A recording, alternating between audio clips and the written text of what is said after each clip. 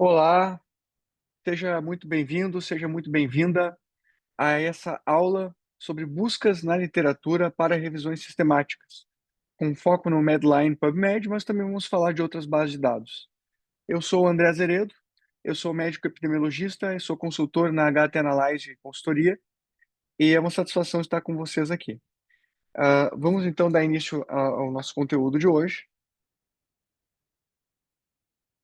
Então vamos falar sobre estratégias de busca na literatura. Por que então que a gente deve fazer buscas na literatura, né?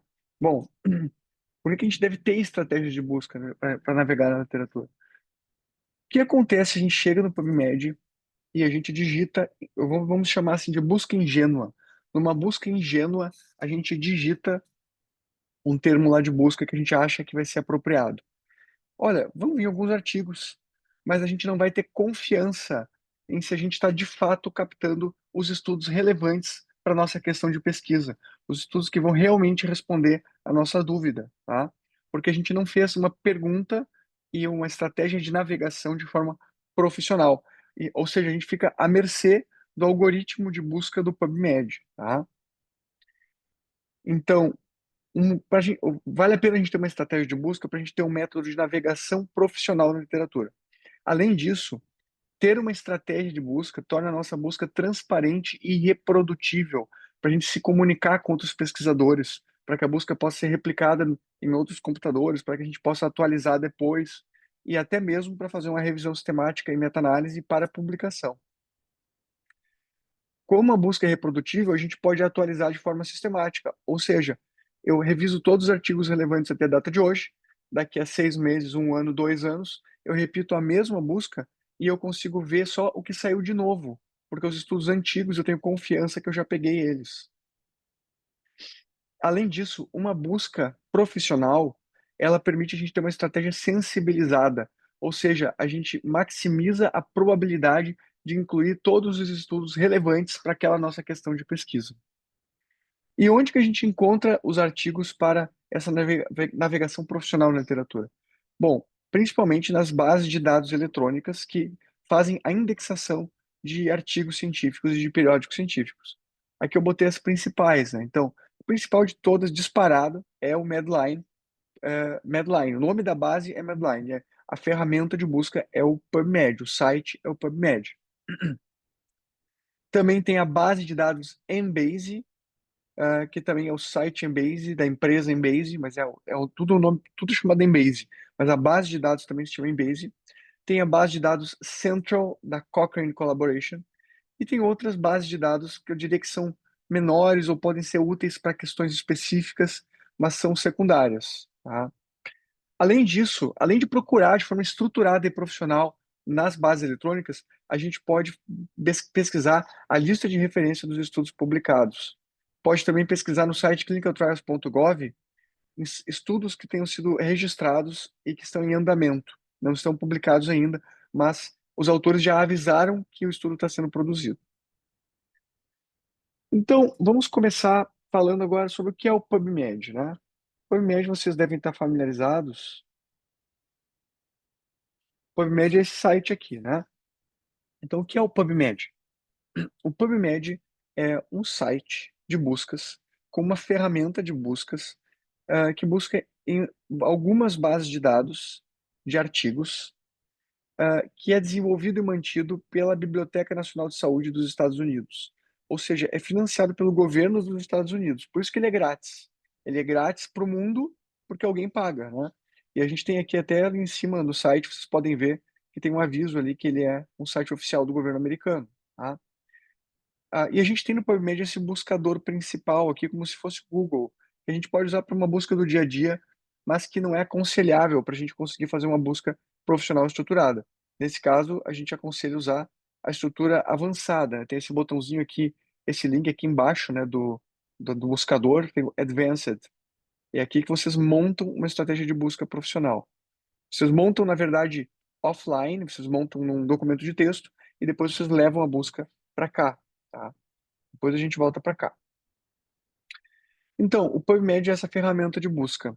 E o conteúdo dele é principalmente a base de dados Medline, de artigos da área da saúde, principalmente da medicina, E também outras bases de dados como SciInfo, toxicologia, genética, principalmente, eu diria esses assuntos, psicologia, toxicologia, genética e medicina e ciências da saúde em geral.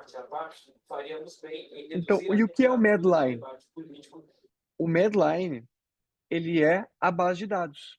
Ele é o principal componente do PubMed. Ele cobre estudos desde 1966 até o presente. Tem até alguns estudos mais antigos lá. Tem estudos do pós-Segunda Guerra Mundial, 1946, e tem alguns artigos históricos que também foram retrospectivamente indexados, né? Tem aproximadamente 5.200 periódicos em 40 idiomas, 45% são estudos dos Estados Unidos e 91% são publicados em inglês. Inclusive, quando vocês acessam lá o PubMed, vocês fazem uma busca e aparece o título de algum artigo entre colchetes, isso quer dizer que o idioma original daquele artigo não é inglês, é outro idioma. Só o resumo que está em inglês, tá? Então, quando vocês verem o título entre colchetes, vocês já sabem.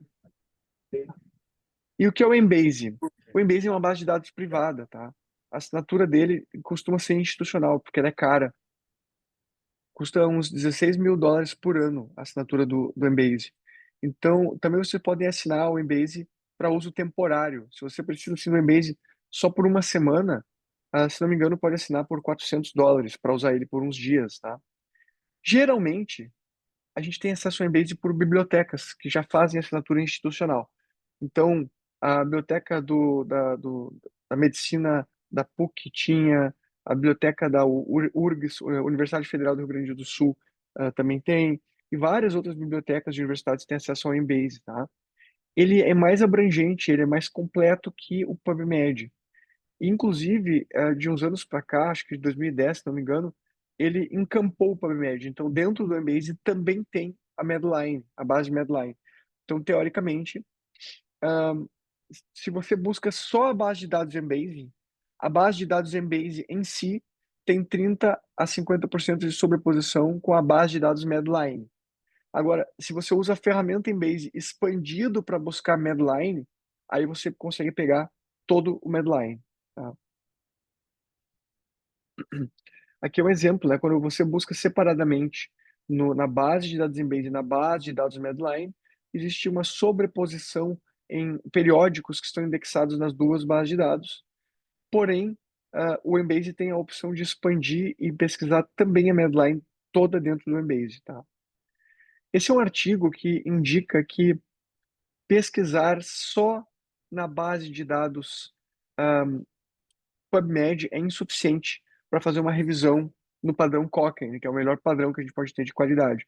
Então, em geral, a gente tem que pesquisar, eu diria, para fazer uma boa revisão sistemática, hoje em dia, uma boa busca na literatura bem completa, duas bases de dados, PubMed e Embase.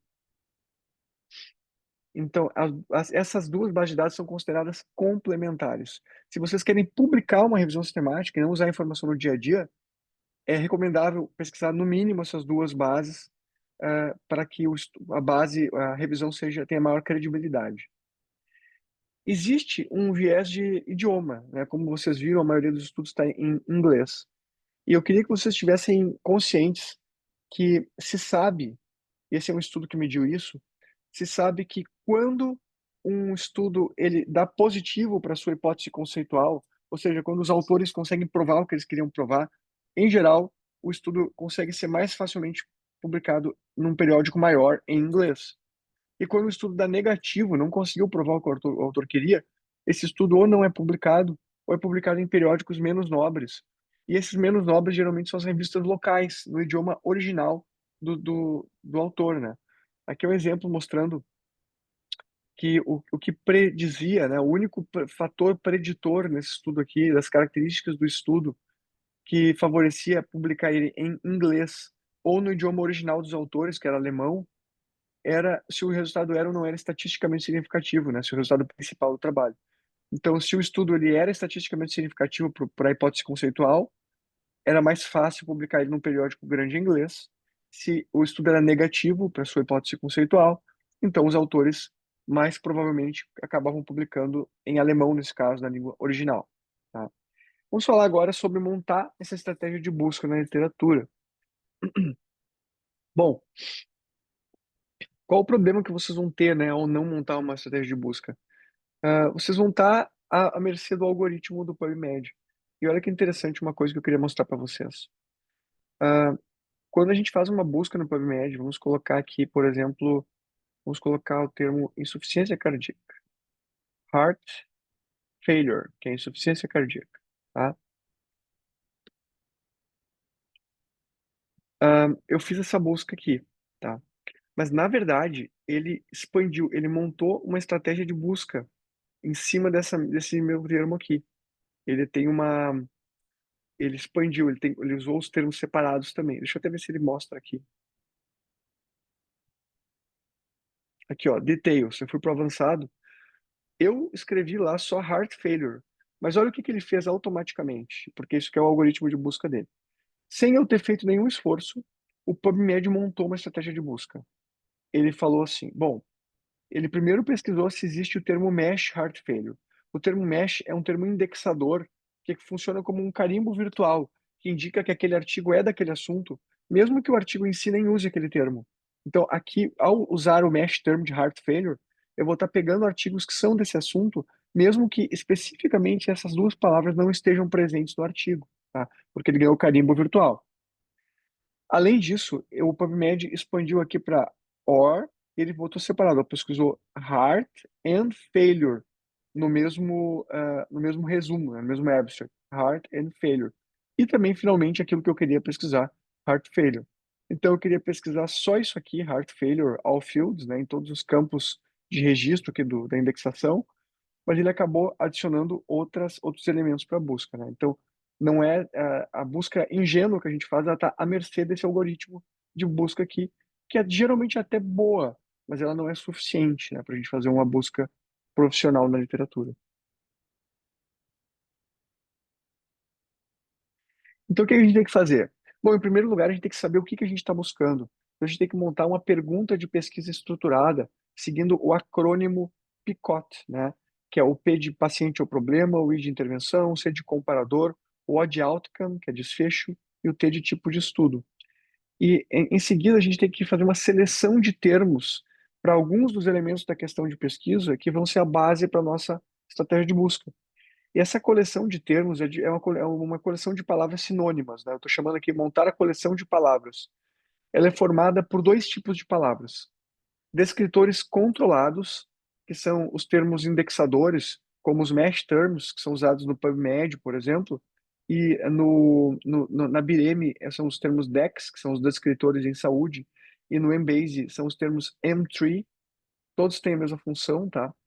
Que são aqueles carimbos virtuais que eu falei para vocês, que são colocados pelos bibliotecários que trabalham nessas bases de dados, que eles fazem esse trabalho em parte automatizado e em parte com validação humana, de verificar se um estudo é daquele assunto e colocar o carimbo de que ele é daquele assunto, o carimbo virtual, mesmo que não tenha as palavras específicas, para facilitar que o estudo seja encontrado, né? Então, essa nossa coleção de palavras, ela tem que ter, então, os termos descritores controlados, são esses termos de indexação, o mesh terms, os termos DEX ou os termos M3, e também descritores não controlados, que são qualquer palavra sinônima, que a gente ou tira de uma lista de sinônimos que o próprio Embase, o próprio PubMed fornece, ou a gente, ah, por nossa conta própria, pelo nosso conhecimento do assunto, a gente pode alimentar essas palavras sinônimas.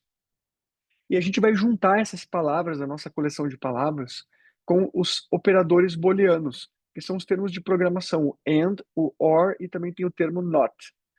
O termo not, ele é meio complicado de usar, porque o not ele é muito forte. Se a gente fala not children, eu não quero estudo sobre crianças, mesmo que o estudo seja de adultos, se ele tem a palavra children, ele vai tirar fora da busca. Porque, nesse momento, essa busca aqui do PubMed, ela não usa inteligência artificial, né? Ela é uma busca algorítmica simples. Então, se eu falei, não quero isso, então, e tem aquela palavra ali, vai cair fora, certo? Então, evitem usar o not na busca. A gente usa o and e o or, como eu vou mostrar para vocês na sequência.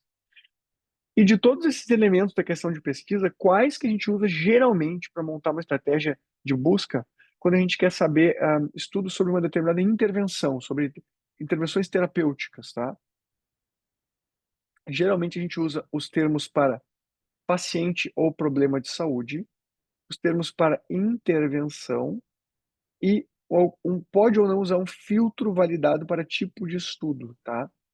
Os termos para comparador, a gente só usa se a gente quer estudos de uma intervenção versus um comparador específico. Se a gente quer intervenção versus qualquer tipo de comparador, então a gente não usa nenhum termo para o comparador. E termos para desfecho, praticamente nunca a gente usa, tá? Porque, vamos supor que eu queira desfechos renais, eu quero saber se um determinado medicamento está associado à insuficiência renal. E esse desfecho, ele não é o desfecho principal de um estudo, ele está relatado no artigo, mas não no resumo. Como essa busca, ela é feita no resumo, ela é no título e no resumo, na verdade, a busca, né? E também em outras informações indexadoras, catalográficas, como lista de autores, né, e instituições de autores. Mas a busca não é feita no texto completo. Esse é um ponto importante. A busca é feita no título e no resumo. Então, se eu tenho um desfecho de interesse que não está no resumo, ele está só no artigo, não vou pegar. Então, por essa razão, a gente não usa os termos para desfecho na busca. Aqui a explicação do termo MASH, né? O MASH quer dizer Medical Subject Heading, direcionador de assuntos médicos. Já falei para vocês disso, funcionam como carimbos virtuais, né, para a gente identificar o estudo. E outra coisa importante é que os MASH terms, assim como os outros indexadores, os DEX e os DEM3, eles têm uma estrutura hierárquica. O que eu quero dizer com isso? Eu quero dizer que eles se organizam nessa árvore de termos indexadores, em que se eu pesquiso um termo superior na estrutura hierárquica, eu busco todos os inferiores ao mesmo tempo. Por exemplo, eu dei o exemplo do termo heart failure, insuficiência cardíaca. Se eu busco heart failure, termo mesh, automaticamente ele também busca os outros termos mesh aqui, ó. Síndrome cardiorrenal, dispneia paroxística, edema cardíaco, insuficiência cardíaca diastólica e sistólica, porque está inferior, está a jusante, né? Está subsequentemente na árvore hierárquica dos termos mesh. Tá? Se eu uso um termo acima, heart diseases, que é o termo mais genérico, eu vou pegar com certeza todos os estudos que ganharam o carimbo Heart Failure. Mas também vou pegar um monte de lixo eletrônico que não me interessa. Vou pegar estudos que são de outras doenças cardíacas, que não são de heart failure, são de coronary diseases, doenças coronarianas, valvopatias, são de outras doenças cardíacas, arritmias, né? Bom, os termos MESH, eles, quando os bibliotecários da Biblioteca Nacional de Saúde vão colocar o carimbo virtual, como eles não são profissionais da saúde, eles recebem de profissionais de saúde uma lista de termos para eles se guiarem, né? E a partir dessa lista, sempre que eles identificarem estudos que são sobre os termos dessa lista, eles colocam o carimbo virtual, que são esses entry terms, termos de entrada. Quando vocês procuram os termos mesh lá no PubMed, vocês vão ver a árvore hierárquica do termo mesh, a definição dele e também os entre termos. E para montar a nossa coleção de palavras, a gente usa o termo mesh, e para usar o mesh tem que usar essa sintaxe aqui do PubMed, né, que é heart failure, entre aspas, duplas, depois entre colchete a palavra mesh, com N maiúsculo, e fecha colchete, e depois a gente pode repetir até, nesse caso aqui até não está repetido, pode repetir a mesma palavra, heart failure, sem o mesh, e na sequência vários outros sinônimos. Esses vários outros sinônimos podem vir do meu conhecimento e experiência como pesquisador, mas também podem vir desses entry terms. E, embora pareça um pouco redundante, né, que eu use os mesmos termos que foram usados na indexação termo mesh, eu use aqui, para montar minha lista de sinônimos, essa é uma redundância necessária, porque essa indexação não é perfeita, sabe? Então, nem todos os estudos que tinham algum desses termos aqui ganharam o carimbo do heart failure, né, do termo mesh. Então, usem, façam essa redundância. Tem que criar, vamos dizer assim, uma cadeia de palavras bem grande, uma coleção de palavras bem grande, para ser uma busca bem sensível, com todos os sinônimos que vocês conseguirem reunir. Então, heart failure mesh, or, daí tem vários sinônimos, todos eles ligados por or e entre aspas duplas. Quando vocês colocam entre aspas duplas, o PubMed ele não separa o termo, ele não procura assim cardiac e failure separadamente, ele não inventa em cima da busca de vocês. Ele busca exatamente o que vocês colocaram entre aspas, tá? E daí é recomendável que vocês façam uma lista bem abrangente de termos, com todas as possibilidades e entre aspas. Bom, no PubMed, e agora eu até vou voltar ali para o PubMed para mostrar para vocês uma coisa. Eu vou sair daqui, vou lá para busca comum. Vou fazer uma busca, vou fazer minha busca ingênua aqui. Heart failure.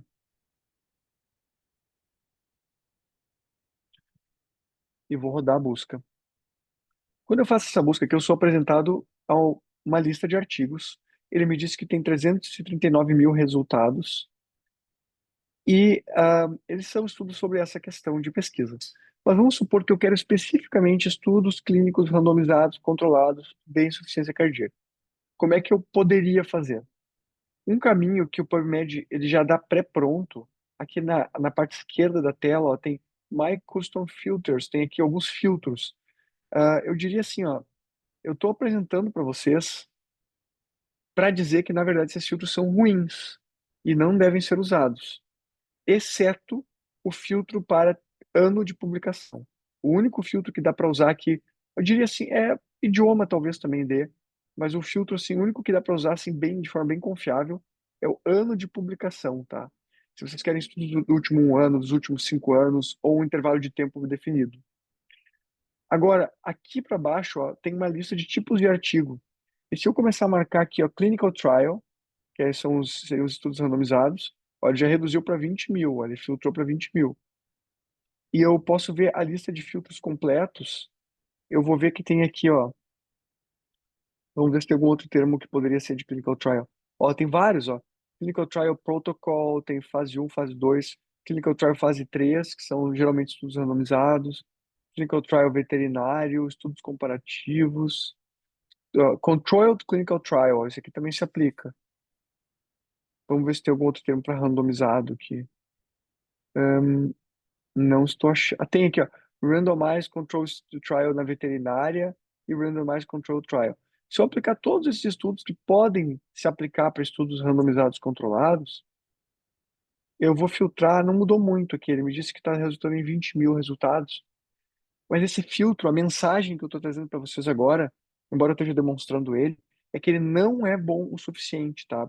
Para fazer uma busca bem completa e profissional e sistemática. O bom mesmo é vocês pegarem um filtro, uma coleção de palavras que funciona como filtro, que já seja validada e testada por pesquisadores da área de revisão sistemática, para vocês botarem na estratégia de busca de vocês. Vou mostrar uma para vocês daqui a pouco. Então, isso aqui são os filtros do PubMed. Eles não são bons porque eles não fazem uma estratégia de busca completa para o tipo de estudo. Eles só procuram se tem o mesh term daquele tipo de estudo. E só a catalogação pelo mesh term, ela não é boa o suficiente. Tá? Então, aqui tem um exemplo de um filtro, tá? Um filtro que está publicado no International Journal of Epidemiology, que pode ver aqui que é uma coleção de palavras bem abrangente, que foi testada e validada, e que a gente sabe que tem sensibilidade de 99% para achar estudos randomizados controlados, tá? Ou seja, bem mais confiável, bem mais robusto. Aqui é o exemplo de um outro filtro, esse primeiro aqui, deixa eu só ver se é o primeiro mesmo aqui, PubMed, Translation, tá. É o primeiro aqui. É que aqui tem o filtro de Ovid, aqui é o filtro para PubMed. A gente está falando em fazer a busca no site do PubMed, tá? Ali onde eu estou mostrando para vocês. Aquela busca que é gratuita, no site do PubMed. Então, no site do PubMed, se vocês forem usar um filtro, tem que pegar o filtro no formato PubMed. E é isso que está sendo mostrado nessa tela, ó. O que está aqui nessa cor amarelada são os filtros que estão no formato, na sintaxe do PubMed. Porém, a base de dados Medline pode ser acessível por outras ferramentas de busca. Uma delas, que é muito popular na América do Norte, é a base de dados, a ferramenta Ovid, tá? Então, se eu for usar a ferramenta Ovid, o filtro que funciona, equivalente ao de baixo, é esse de cima, com essa outra sintaxe, tá? Mesma coisa o Embase. O Embase é outra ferramenta de busca. Se eu for usar um filtro de busca no Embase, eu tenho que pegar um filtro com a sintaxe do Embase. Aqui é um exemplo de um filtro para estudos randomizados no PubMed. E esse filtro aqui ele já vem pronto, né? Ele está publicado num artigo que testou a acurácia dele. Vocês têm só que recortar e colar ele lá no PubMed para ele fazer a busca, na busca avançada. Aqui é um exemplo também de filtros validados para Embase, para vocês filtrarem para estudos randomizados. Aqui é um outro filtro. Ah, é muito comum, tá? Geralmente na América do Norte, o pessoal eles fazem a busca palavra por palavra, né? Aqui eu estou dando esse exemplo da gente montar a coleção de palavras com todos os termos um do lado do outro ligados por OR. E, porém, vocês vão ver também dessa forma. Uma palavra roda. Segunda palavra, roda busca. Terceira palavra, roda busca. Roda várias palavras, uma por uma, várias coleções de mini coleções de palavras. E depois que a gente roda aqui, rodou 19 termos ou 19 coleções de termos, aí ele faz esse único termo aqui, o 20, que é busca número um, né? O hash one quer dizer número um, né? Então, busca um, ou busca dois, ou busca três, ou busca quatro. Ou seja, esse único elemento 20 aqui está juntando numa mesma busca todos esses anteriores aqui. Em vez de eu fazer um do lado do outro, como eu fiz aqui, ele rodou cada termo individualmente e depois juntou todos eles, remetendo ao número de cada um, tá? Então, vocês também vão ver buscas descritas nesse formato. Ah, aqui é um exemplo de comparação da acurácia de filtros para estudos randomizados, né? Então, existe uma diferença. Geralmente é melhor a gente testar os filtros, quando tem mais de um filtro para a mesma base de dados, e ver qual que está dando mais estudos. Mais estudos é melhor, porque o filtro é mais sensível. Tá? Tem uma parte do PubMed chamada Clinical Queries, que permite pegar um filtro pronto. Vou mostrar para vocês. Então, direto no PubMed, na tela principal do PubMed, em vez de vocês rodarem a busca e vocês clicarem lá, né, naquela seleção daquele filtro pré-pronto que eu falei para vocês que não funciona, vocês podem vir aqui na parte de baixo da tela, ó, tem um lugar onde diz assim Clinical Queries. Estão vendo aqui? Que seria questões clínicas, dúvidas clínicas, né? Então aqui na tela principal do PubMed, ó, na tela principal, rola aqui para a parte de baixo, vai aqui no Find Clinical Queries. Quando vocês abrirem aqui o Clinical Queries, ele tem uma parte aqui que é filtros. Ele tem aqui ó, detalhes dos filtros. Clinical Queries Filter Details. E se eu clico ali, ó, ele me dá essa tabela que tem vários filtros. Filtros para terapia seria para estudos que comparam tratamentos, né? E ele me diz qual é a sensibilidade do filtro. Então, esse é um filtro com 99% de sensibilidade. É um filtro bom, considerado bem sensível. Sensível quer dizer que com 99% de probabilidade, todos os estudos relevantes que eu quero vão estar ali dentro. Porém, ele vai também deixar passar um pouco de lixo eletrônico, estudos que eu não quero, eu vou ter que filtrar manualmente depois. Um filtro específico é um filtro que aumenta a probabilidade de pegar exatamente o que eu quero, e, porém, ele aumenta o risco de deixar de fora alguns estudos relevantes. E para fazer uma busca profissional na literatura, a gente quer filtros amplos, filtros sensíveis.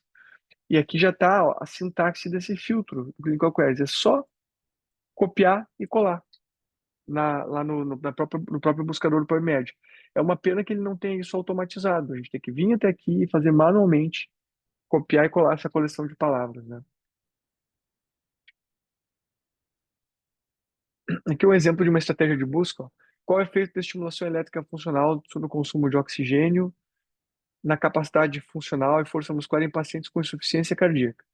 Então, aqui tem uma questão de pesquisa estruturada, né? Então, pacientes com insuficiência cardíaca, a intervenção é estimulação elétrica funcional, o comparador é exercício ou grupo controle, o desfecho é consumo de oxigênio, capacidade funcional e força muscular, e o tipo de estudo é ensaio clínico randomizado. Baseado naquilo ali, eu posso ir lá no PubMed, posso montar as minhas cadeias de palavras. Vou começar de baixo para cima. Ó. A primeira cadeia de palavras aqui embaixo é uma coleção de termos para insuficiência cardíaca, heart failure, composta por um termo mesh, heart failure mesh, e outros descritores não controlados, palavras sinônimas. O meu segundo termo são termos para minha intervenção. Aqui é para o meu problema de saúde, né? Paciente é o problema, aqui é para minha intervenção, que são estimulação elétrica funcional. Tem termo mesh, então tem os termos mesh, e aqui os termos sinônimos. O meu terceiro termo é uma outra cadeia de palavras que foi testada aqui para estimulação elétrica também, com mais palavras. Então, nesse exemplo aqui foram testadas duas cadeias de palavras. E o meu quarto termo aqui é um filtro para estudos randomizados, um daqueles que eu mostrei para vocês, tá? Um filtro validado que não fui eu que inventei, é um filtro que já está pronto, já está validado. E depois a gente junta essas buscas. E notem que a gente só usa OR entre as palavras sinônimas. A gente usa o AND para juntar as buscas, ó, dessa forma. Então, aqui, por exemplo, na busca 5, foi feito search number 2 or number 3 para juntar numa mesma busca, que vai ser a busca 5, essas duas coleções de palavras diferentes aqui para estimulação elétrica, tá? E na busca 6, eu estou juntando, ó, search number 1 and number 4 and number 5. Então eu quero estudos que sejam de insuficiência cardíaca e que ao mesmo tempo também sejam estudos randomizados e que ao mesmo tempo também tem algum desses termos para estimulação elétrica. Para a gente pegar lá os termos sinônimos, a gente pode pegar os termos mesh, pode até usar o Word, atalhos de substituição do Word, ou até o ChatGPT, né, a inteligência artificial, para pedir para o ChatGPT montar a coleção de palavras para vocês não fazerem o trabalho braçal ali, né, de separar tudo por OR, entre aspas, dupla. Pede para o ChatGPT fazer isso para vocês, funciona bem. No Embase é semelhante, tá? Porém, os termos mesh se chamam M3. Vocês têm que descobrir qual que é o termo M3 que vocês vão usar. Ó, nesse caso, existe um termo M3 para insuficiência cardíaca que também é heart failure. E daí a busca é semelhante, vocês vão ter... e no Embase, a sintaxe do termo do descritor controlado é diferente. Lembra que lá no PubMed, a sintaxe era o termo, né, heart failure, e depois, entre aspas, duplas, e depois, entre colchetes, a palavra mesh. No Embase, não. É assim no Embase, ó. É o termo, entre aspas, simples, e não é qualquer aspas simples, tem que ser aspas simples vertical. Se ela for inclinada para a esquerda ou para a direita, ele não aceita. É aspas simples reta, vertical. E barra exp de explodido ou expandido. Então, quando vocês verem isso aqui numa busca no Embase, heart failure, o termo assim, entre aspas simples, barra exp, isso quer dizer que ele está pesquisando os termos M3, como que são os equivalentes de mesh terms do Embase, né?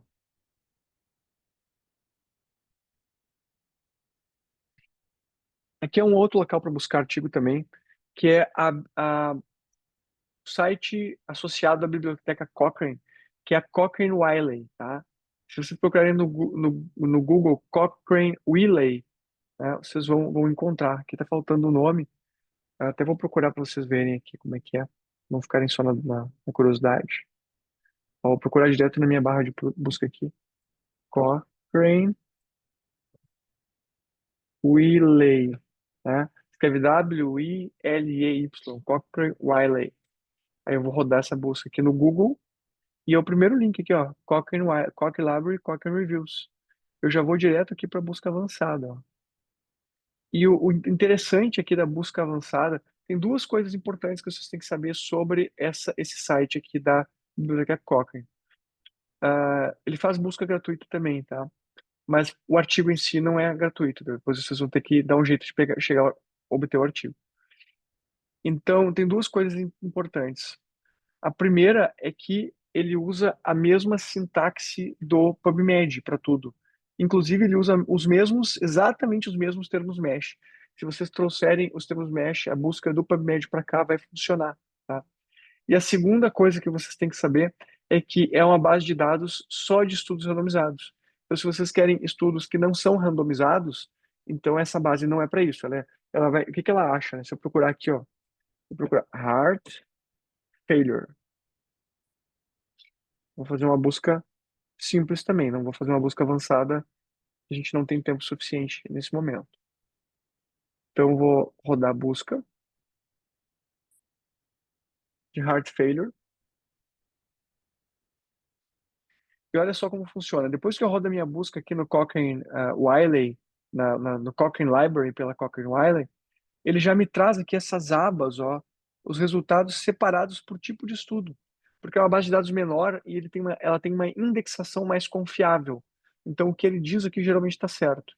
Ele está me dizendo que com os termos heart failure, no título e no resumo, tem 285 revisões da Cochrane Collaboration, tem 17 revisões que são protocolos da Cochrane Collaboration, tem 47.838 trials, que são estudos randomizados, geralmente controlados, tem 7 editoriais, não tem nenhuma coleção especial, e tem 20 estudos do tipo Clinical Answers, tá? Então, nesse caso, se eu quiser esperar os randomizados, eu ignoro todos os outros tipos e clico direto aqui em Trials. E eu já tenho aqui, já está pré-filtrado, aqui não se aplica aqueles filtros, né? Aqui esse filtro é confiável, o filtro da Cochrane Wiley. E aqui já tem os estudos que são estudos randomizados, controlados. Aqui é um exemplo do buscador da Cochrane Wiley. E, pessoal, era isso, esse conteúdo que eu queria trazer para vocês hoje, tá bem? Espero que vocês tenham aproveitado bastante. Se vocês tiverem dúvidas, questões, podem entrar em contato comigo, né? Me procurem, me adicionem no LinkedIn, entrem em contato comigo para dúvidas por e-mail, né? Ou pela rede social.